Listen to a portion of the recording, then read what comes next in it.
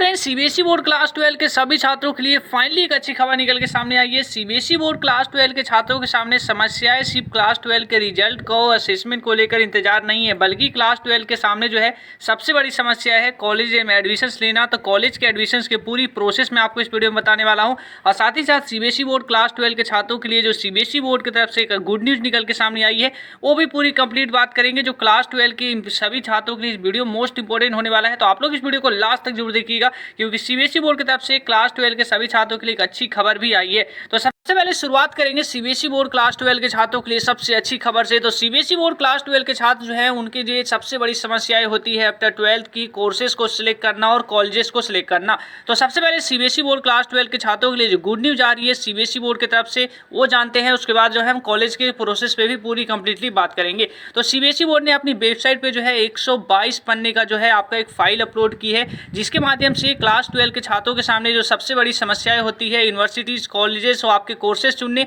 ये सभी समस्याएं दूर होने वाली है। सीबीएसई बोर्ड ने 113 कोर्सेज के बारे में इस पूरी कंप्लीटली जो फाइल अपलोड किया है इसमें बताया है, और एक 41,000 के अराउंड जो है इसमें कॉलेजेस के नाम है, 900 यूनिवर्सिटीज के बारे में पूरी कंप्लीटली डिटेल दी गई है कि आपके लिए कौन से कॉलेज बढ़िया हैं, कौन से कोर्सेज हैं। चाहे आप क्लास 12 के जो छात्र हैं, चाहे साइंस स्ट्रीम हो, आपके पास आर्ट्स स्ट्रीम हो, या आपके पास कॉमर्स, या जो भी लाइन में आप लोग जो है अपना आगे चल के करियर देख रहे हैं, पब्लिक रिलेशन, इंजीनियरिंग सहित सब कोर्सेज की जो है पूरी तमाम जानकारियां जो है इस आपके फाइल में अपलोड की गई है। तो क्लास 12 के छात्रों के सामने यानी आप घर बैठे ही आप पूरी कंप्लीटली जो है अपने कॉलेजेस से संबंधित पूरी जानकारियां जो है आप लोग यहाँ पे देख सकते हैं, और साथ ही साथ एडमिशंस लेने का भी प्रोसेस आप अभी से शुरुआत कर सकते हैं।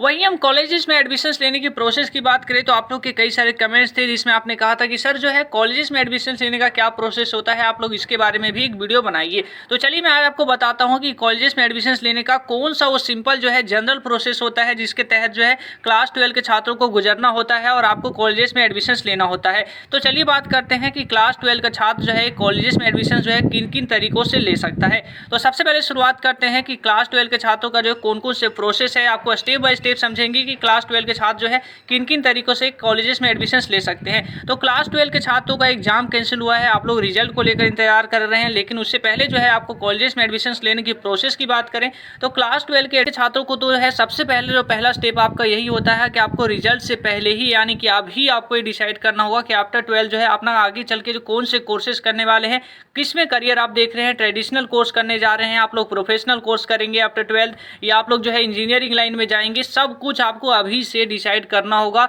इसके बाद ही आपका कॉलेजेस में एडमिशन लेने का आगे प्रोसेस स्टार्ट होता है। तो पढ़ाई के दौरान किसी क्वेश्चन में डाउट आ गया है तो घबराइए नहीं, डाउटनट है ना। आपके किसी भी क्वेश्चन में डाउट है उसकी सिंपली एक फोटो क्लिक करिए, फोटो खींचने के बाद आपको उस क्वेश्चन को क्रॉप कर लीजिए, 5 सेकंड के अंदर आपको मिल जाएगा डॉटनेट पे वीडियो सॉल्यूशन। चाहे वो आपका क्वेश्चन होमवर्क का हो, सीबीएसई का हो, यूपी बोर्ड का हो, महाराष्ट्र या किसी अन्य बोर्ड का हो, सबका सॉल्यूशन आपको मिलेगा डॉटनेट पे।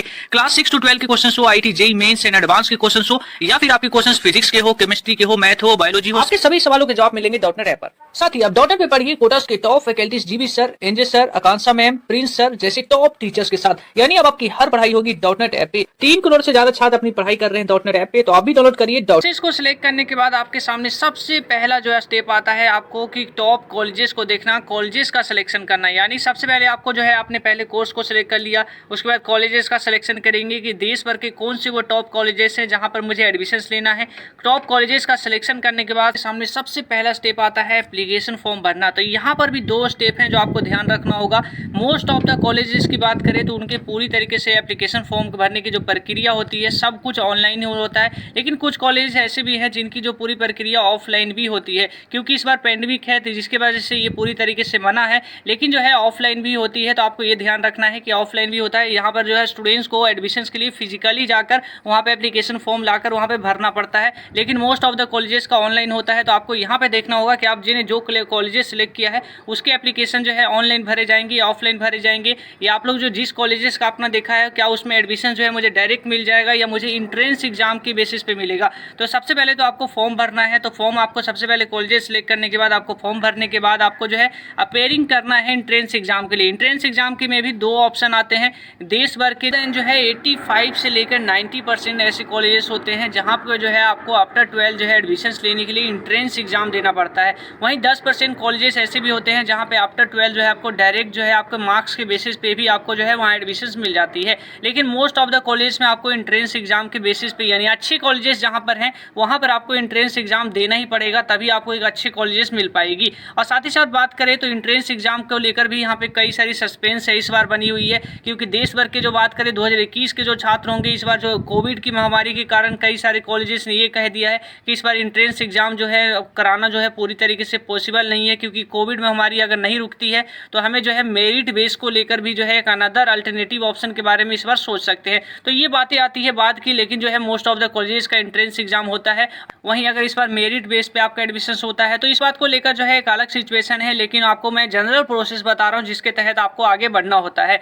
उसके बाद हम बात करें तो एंट्रेंस एग्जाम देने के बाद जो है आपको काउंसलिंग के लिए जाना होता है, कि जिस कॉलेजेस में आपने अप्लाई किया था, एंट्रेंस एग्जाम दी थी, तो वहाँ पे जो है आपको सबसे पहले काउंसलिंग आपके लिए जाना होता है। काउंसलिंग के बाद जो है आपको फाइनल सीट अलॉट कर दी जाती है जिस कॉलेज में आपका एडमिशन लेना था, जहाँ पे आपको कॉलेजेस मिली है एंट्रेंस के बेसिस पे, तो वहाँ पे आपको जो फाइनल सीट अलॉट की जाती है उसके बाद आपका फाइनल जो है वहाँ पे फाइनली आपका एडमिशन हो जाता है। तो ये कुछ सिंपल प्रोसेस है जो मैंने बताया आपको कॉलेजेस को लेकर जो है जनरली फॉलो किया जाता है। और वहीं जो मैंने ये भी आपको बताया कि कई सारे कॉलेजेस हैं जहाँ पे डायरेक्ट एडमिशन्स भी मिल जाती है आफ्टर 12। तो ऐसे में वो छात्र बिल्कुल भी चिंतित ना हो कि अगर हमें एंट्रेंस एग्जाम में हमें अच्छे कॉलेज नहीं मिला तो हमारा एडमिशन्स नहीं हो पाएगा। कई सारी देश भर के ऐसी कॉलेजेस हैं जहाँ पे आफ्टर 12 भी आपको डायरेक्ट एडमिशन्स आप वहाँ पे ले सकते हैं, तो वहाँ पर भी वो छात्र जो है ट्राई कर सकते हैं। तो इसको लेकर फिलहाल इस वीडियो में इतना ही दोस्तों। वीडियो अच्छी लगी तो वीडियो को एक लाइक कर दीजिएगा। दोस्तों इस वीडियो में इतना ही। जय हिंद।